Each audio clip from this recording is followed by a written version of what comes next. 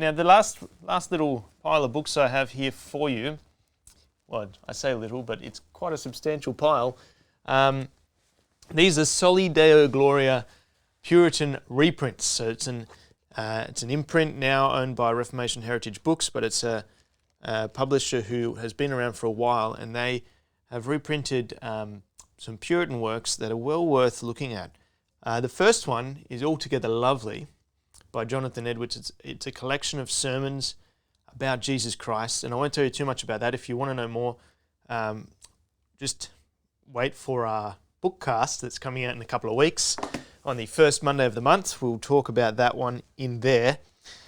But if you have a look here at this little set, there's a whole stack of really useful books that might be of interest to you. So Thomas Watson, Heaven Taken by Storm. This is talking about the use of violence in the Christian life, not in the physical violence sense, but violence in terms of how there's no sort of gliding, there's no coasting or cruise control in the Christian life. The Christian life is one of fighting, one of pursuing holiness with effort, and so that book works through that idea.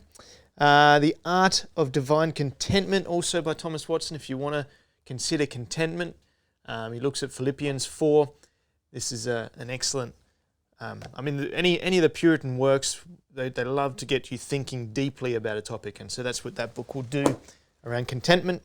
This little collection of essays here, I've found some of these to be incredibly helpful.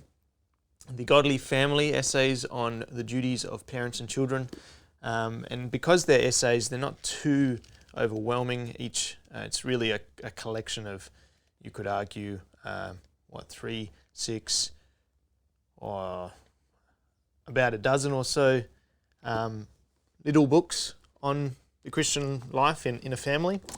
So that's worth looking at. And I'll finish with this one.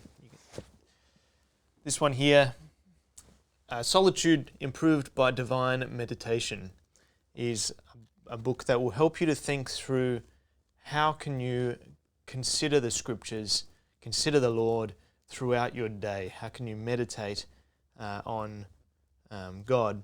And in particular, how can you set aside time to consider Him?